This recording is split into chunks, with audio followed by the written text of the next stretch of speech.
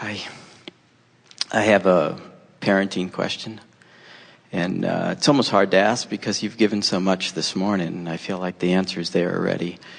But I have a 14-year-old daughter, and I think she's a really amazing young lady. And I am just in the last couple of weeks letting go more and letting her be who she wants to be. And we're just going to play with you a little bit and say, like you have a choice. I know. Well, that's almost where there's no question, you know. And I've heard your talks where, like, leave your kids alone. And well, in better Abraham terminology, what we are really saying is, you become a match to the version of them you've put in your vortex, and leave the version of them that's in their now reality out of the equation, because you can't focus on both. We want to hear you fully and completely, and we will turn it back to you momentarily here. But we just want to say this one very emphatic and important, could not be more important thing about every relationship. In every single relationship that you have, no matter who it is with, whether it's an employer or a loved one or a friend or someone that you're just now meeting, every single relationship, there are two versions of it. There's the version that exists in the now reality, and there's the version that is in your vortex. And even if you just met them, you put a version in the vortex. Right. If it's a child that you've been with for 14 years, you have a very big version of them in your vortex. So we just want to say straight out to you that you owe it to yourself and to anybody you care about to harmonize with your vortex version of everyone. Right. And that's a tricky thing, because they're clamoring out here with their physical version, and they often don't go together. Jerry and Esther have said about their daughter Tracy, who was trouble-free as far as they knew all through her growing up years. And of course now she's a woman with children of her own.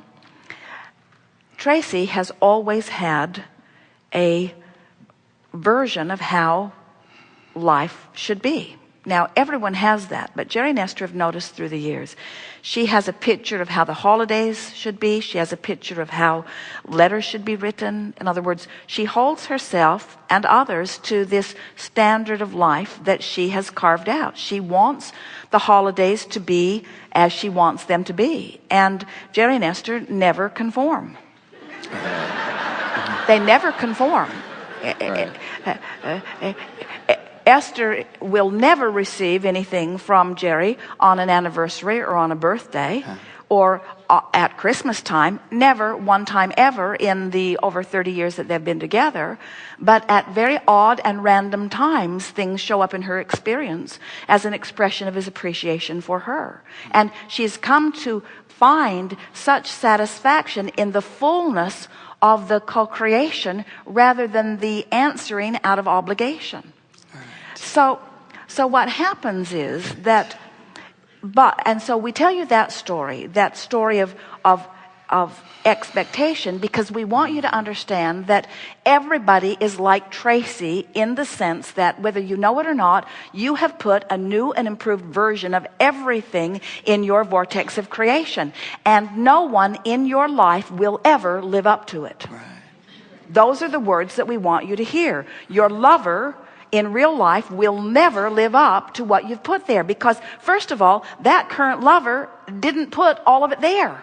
You had a whole lot of different lovers that caused you to carve out this vortex. In other words, life has caused you to create your vortex version of everything. And that vortex version, that's that source energy version that new generations will be born from. It's really big.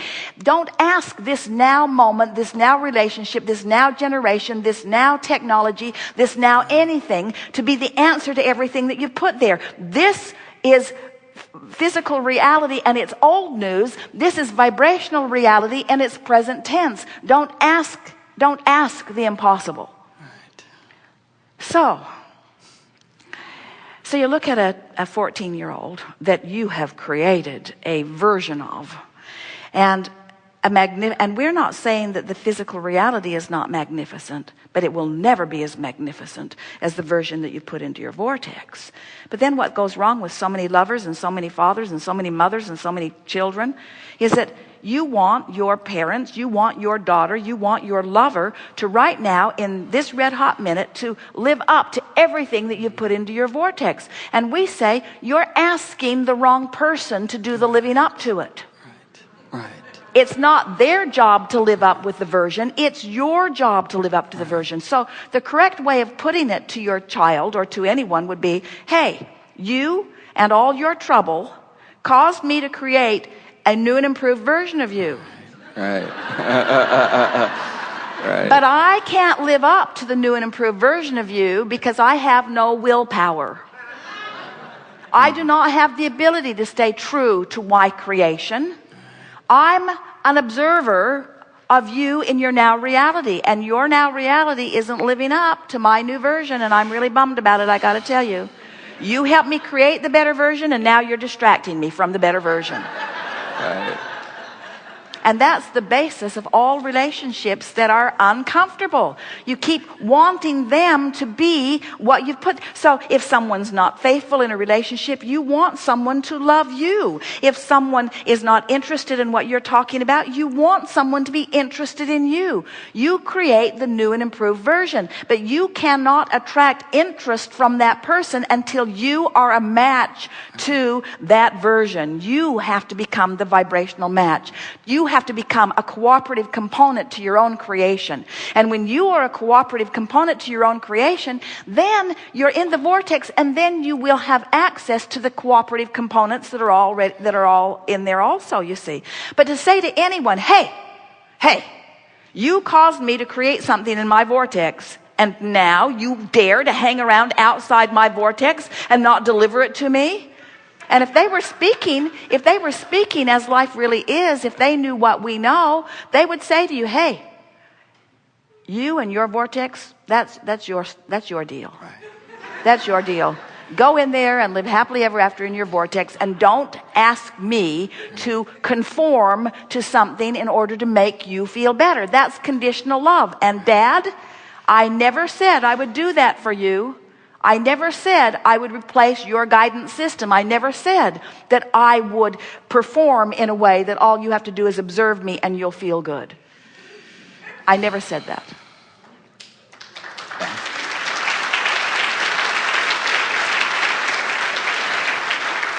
So what happens once you accept that, and once you start living up to your version of it, law of attraction only causes you to rendezvous with your daughter when, in other words, she's often a cooperative component to that. Yeah. But often you're zigging when the other one's zagging. It's like Esther said one day, I really wish that we could be a fly on the wall and know what's going on back in Texas. Right. And we said, no, you don't. You don't want to know. You don't want to know. In other words, you don't want to know. You know enough. You know everything's going well. You know you have happy employees. You know they're getting the job done. You don't want to know how long their lunch hour is. There are things you don't want to know. But there's a part of you that says, no, I want to know. I want to know. I want to know that outside the vortex stuff. I want to know. And we say, no, you don't. You don't want to know. I want to know if my daughter's lying to me. I want to know. No, you don't. You want to know the cooperative components. You want to know the cooperative components. Now, this is a little bit of a mind twister, isn't it? Because you've trained yourself, almost everybody has, to say, these are the standards that you must live up to. And when you live up to these standards, I'll be proud of you. I'll feel good. When you live up to my standards, I'll feel good. But then think about what that means, not just in terms of what it does to the child, who now has been made responsible for the way you feel, but think what it does to you, who have turned your guidance system over to somebody else's behavior. Right. Now your happiness is dependent on what somebody else does or doesn't do. It's no wonder you're trying to control the world. How's it working out? Doesn't seem to be getting better, does it? Yeah. until finally you just give up. You realize the futility, too many moving parts. What you can control is your relationship to your version. And when you accept that, when you accept the reality of your vortex, and you accept your ability to control your vibrational relationship to that, then what happens? You become the parental uplifter that you were born to be. You tune to the best of yourself and to the best of your daughter and radiate a singular signal about that which inspires her home. In other words, when you are in alignment with your version of her, you are offering this powerful signal, a signal that's millions of times more powerful than those outside the vortex. And in doing so, you make it more likely for her to become a cooperative component to the success that you have seen from your own exposure to life with her, you see. And when you do that, your children say to you things like, and always after the fact, they say things to you like, I always knew you trusted me, and I felt like I wanted to live up to that. They say, I always knew you loved me no matter what, and that gave me strength in times when I really wanted strength. I always felt good when I thought about you, because I feel like you always feel good when you think about me. Aren't these things you want to hear from those you love? Yes. And isn't that a far cry from someone saying, I didn't want to disappoint you, so I've subverted my own guidance system and lost my way completely and asked everybody under the sun what's the right way to go, as I tried so hard to do something that would please you. But then there was mom, and then there were the people at school, and then there were the kids that I hang out with, and then there's just so many people, and they all want something different from me, and I've lost my way. As compared to, Dad, I know who I am because somehow you always knew who I am, and you held such a steady vigil on the vibration of who I am that it made it easy for me to figure out who I am. Wow, what a difference, you say. Yeah.